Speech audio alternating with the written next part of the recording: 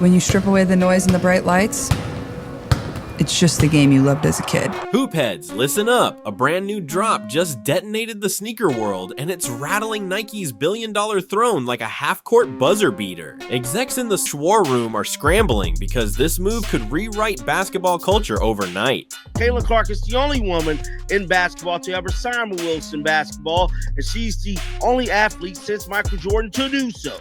If we're comparing a Caitlin Clark signature shoe release to anybody not named Michael Jordan, anybody not named LeBron James, you're being extremely disingenuous. Wilson just yanked the spotlight off Nike's billion-dollar campus with a 60-second love letter to hoops that ends on 4 words. Simply Caitlin, always basketball. In those few frames, Wilson reminded fans why they first fell in love with the game, splashing highlight clips and childhood driveway shots while every comment section lit up with chills and hire Wilson's marketing team. I don't think you could have a more perfect, a more perfect promotion campaign for anyone as what Wilson are just doing for Caitlin Clark. It's been legitimately perfect. No questions, no flaws whatsoever about anything they've done. Meanwhile, the swoosh is nursing bruises. Nike's market value has shed tens of billions since 2021. Analysts warn of an 11% revenue drop this quarter, and veteran executive Elliott Hill is replacing John Donahoe in a scramble to steady the ship. Yet even with that very public turbulence, Nike still holds the biggest endorsement contract in women's basketball history, an 8-year, $28 million pact with Caitlin Clark, a generational scorer whose rookie games routinely triple league viewership. We need to talk about Caitlin Clark. Let's you and me talk about Caitlin Clark since you refuse to talk about Caitlin Clark. So how did Wilson, a company that sells $59 basketballs, outmaneuver a $180 billion sneaker titan for the emotional high ground? Simple, they moved fast. Wilson made Clark the first athlete since Michael Jordan to headline a signature ball collection. Timed the launch for June 23rd and backed it with a commercial that feels timeless. Feet on the hardwood, basketball in hand, guiding you, inspiring you. Nike, by comparison, has Clark's debut shoe penciled in for 2026 or later. And you can't help but wonder, how did Nike fumble a once-in-a-generation phenom while Wilson swooped in and rolled out the red carpet she's earned? Making her the first athlete since Michael Jordan to get their own signature basketball from Wilson. She also becomes the first WNBA player to get her own signature basketball from Wilson. But that's not all. Nike's 3-year stall isn't just a missed deadline. It's the opening wedge in a story about fear, authenticity, and who truly owns the soul of basketball. 5 years ago, Nike stood on the podium of unshakable giants, its market cap brushing $281 billion, its swagger unquestioned. Today, that trophy sheen is gone. Analysts now warn of double-digit revenue slides, with Q3 FY 2025 sales down 9%. Year over year, and a steeper 11% drop forecast for the very next quarter, a plunge the company hasn't seen since the pandemic slammed retail in 2020. I want to show you 2 different charts here.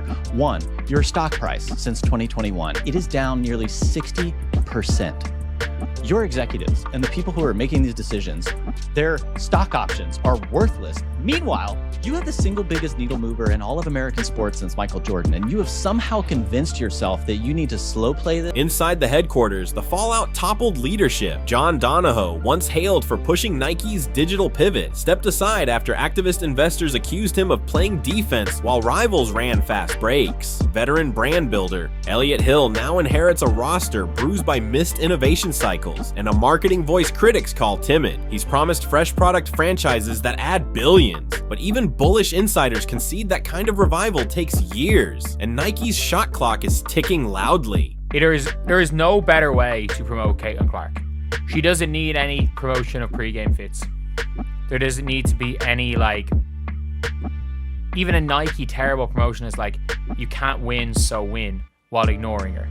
You don't need to see, there doesn't need to be any of that crap. There doesn't need to be any bells and whistles.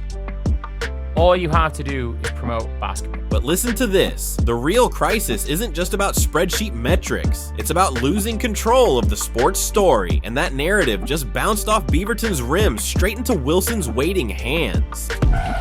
Just kick things off by welcoming Caitlin to the Wilson Design Lab set today as we take a look behind the scenes at the product line that we've created. Phase 2 of the Caitlin Clark product line. Let's get into it.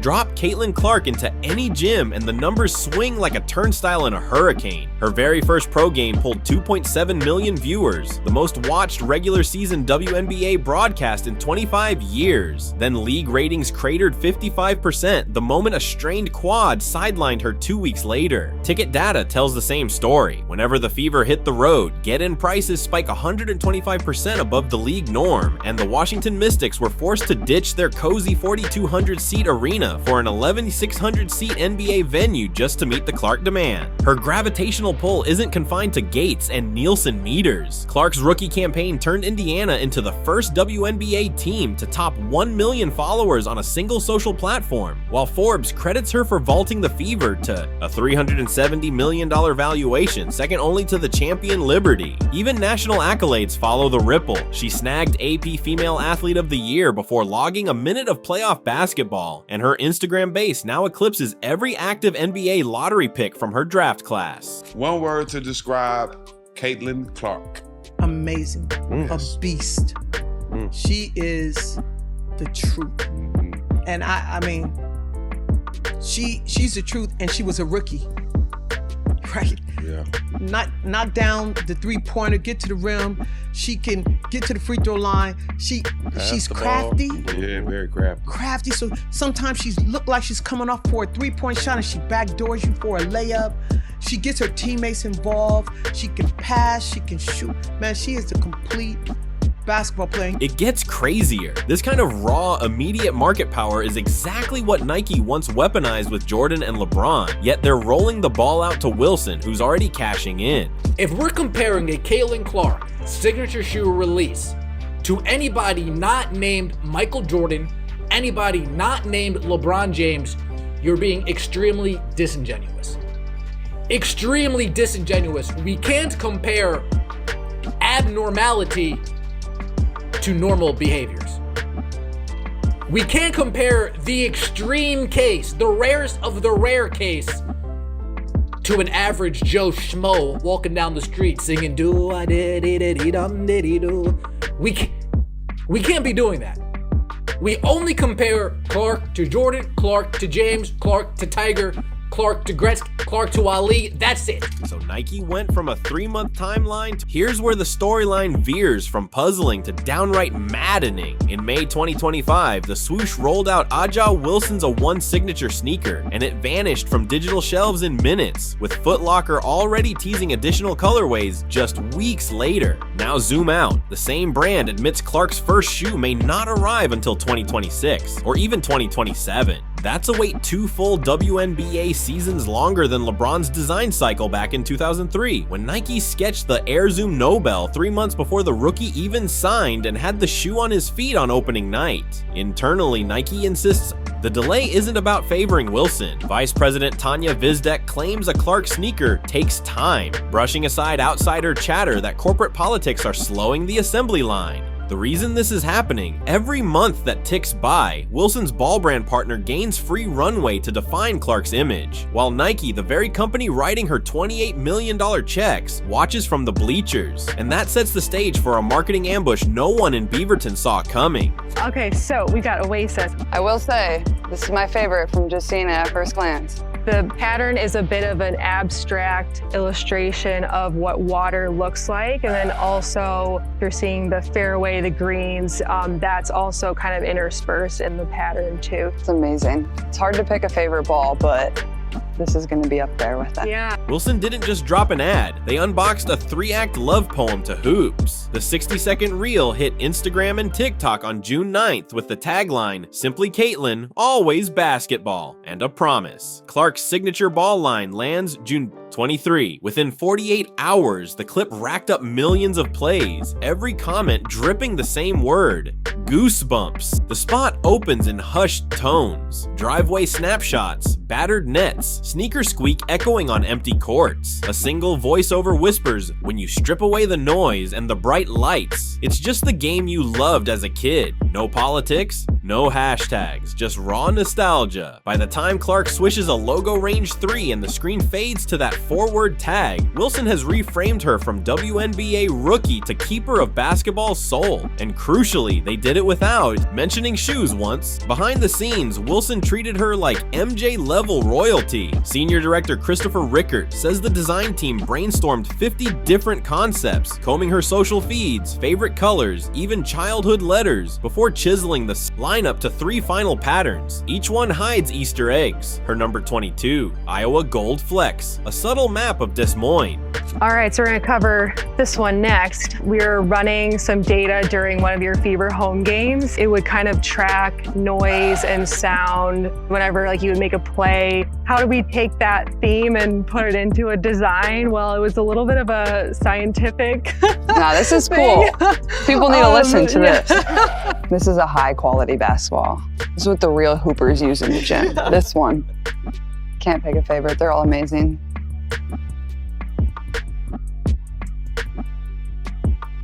That obsessive detail screams authenticity, the very currency Nike once printed in buckets. And the fallout, hashtag Simply Caitlin trended on X. Marketing pundits crowned it the best basketball commercial in years. And YouTube compilations dissected every frame like Zapruder film. In 60 seconds, Wilson hijacked the women's hoops. Narrative and Nike, still polishing PowerPoints about a shoe that won't exist until 2026, looked frozen in place. But that wasn't the whole story.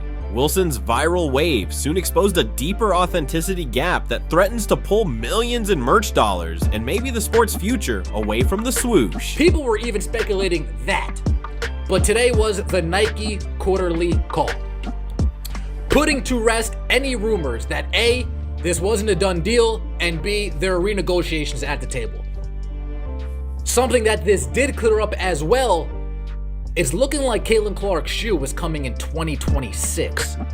Wilson didn't just score an ad spot, they detonated a social media firestorm. In the first 48 hours, the Simply Caitlin reel on Instagram alone cleared 36K likes and 400 plus comments, while TikTok clips of the campaign began looping on For You pages worldwide, amassing thousands more reactions under the You're Bonded by Ball hashtag. Fans called it the best hoops commercial in years, and X threads like Face of the League lit up with heart emoji retweets, declaring the spot an instant classic. Marketing trades piled on. Toy Book and SGB Media hailed the June 23rd launch of 4 signature balls, Embrace, Aspire, Oasis, Envision, as a blueprint for authentic athlete branding, noting Wilson's decision to embed Clark's number. 22, Iowa Gold Speckles and hidden Des Moines map lines in every design. Collectors pre-registered so aggressively that Wilson's e-commerce site had to throw up a virtual queue within hours. It gets worse for Nike. Every view, like, and pre-order funnels fresh consumer data into Wilson's CRM. Data Nike should be harvesting to shape Clark's forthcoming shoe line. Instead, Beaverton's pipeline sits dry while a $59 basketball becomes the hottest piece of merch in women's sports. I am so confused as to how you would be so invested in the WNBA for several years, and you've been doing great work to try to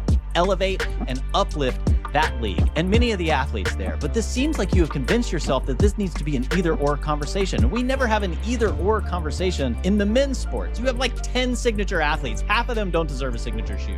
When Wilson unveiled its Clark collection, headlines hammered the same point. She's the first athlete since Michael Jordan to earn a signature Wilson line. That single comparison drops an anvil on Nike's pride, because MJ is the very icon Beaverton parades in every boardroom pitch about owning basketball culture. But Wilson has another authenticity ace. They're the official game ball of the NBA and WNBA again as of the 2021-22 seasons, after ousting Spalding from a 37-year run. In other words, every dribble you hear on a pro court already carries a Wilson logo. So when kids see Clark launching logo 3s with that same emblem, the street to arena connection feels seamless. Nike can't replicate that with a shoe trapped in the prototype lab. The symbolism is brutal. Michael Jordan's Wilson balls were limited edition collectibles that whispered prestige. Clark's line shouts evolution. The game belongs to whoever honors it best. By tying their biggest women's star to the exact leather used under NBA lights, Wilson blurs the gap between playground dreams and professional reality. Nike's delayed sneaker, by contrast, feels like a corporate memo stamped pending approval. And here's the gut punch. Every time Clark signs one of those gold-flecked Wilsons for a front row kid, the clip ricochets across TikTok, racking up millions of views that should have been swoosh impressions. Each viral autograph is a subtle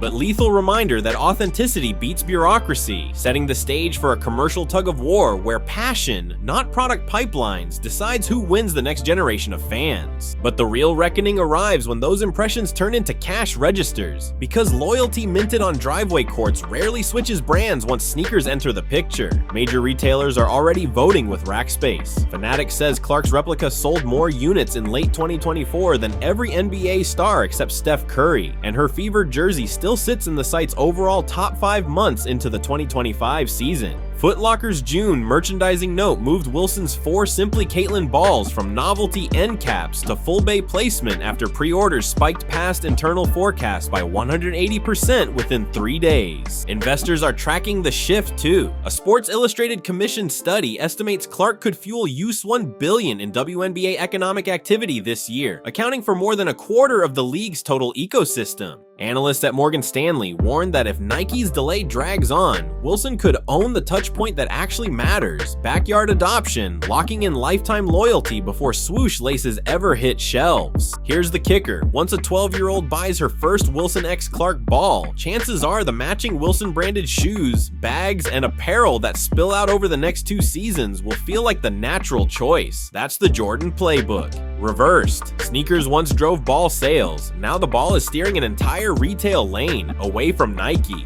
And what happens when those driveway allegiances harden? The answer could define which logo rules women's basketball for the next decade, and it's the cliffhanger Nike never expected to face from a $59 piece of leather. And here's where everything converges. Wilson just proved that a stripped-down, heart-first campaign can shift an entire sport's center of gravity using a $59 basketball as the lever. Nike, the same company that once bottled Michael Jordan's swagger and turned it into a multi-billion-dollar empire, is suddenly watching a rival rewrite its own playbook in real time. The stakes? Enormous. If Wilson continues turning driveway moments into lifetime loyalty before the first swoosh-branded Clark sneaker even exists, Nike risks surrendering a whole generation of fans, plus untold billions in future apparel, footwear, and streaming cross-promotions to a brand best known for game balls, not shoes. But it isn't just about profit margins. Whoever frames Caitlin Clark's story now frames the narrative of women's basketball for the next decade. Is it the fearless, nostalgia-driven purity Wilson captured in 60 seconds? Or the cautious,